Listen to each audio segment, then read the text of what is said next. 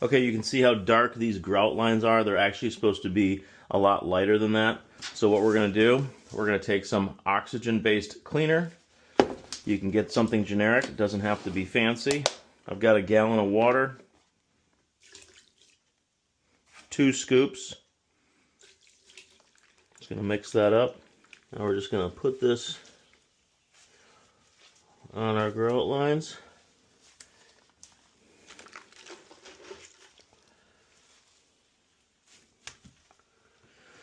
Now we're going to take our brush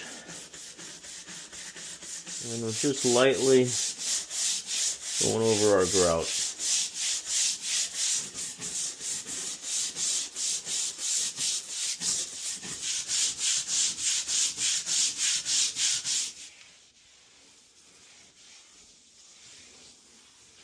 So there's some before and there's after.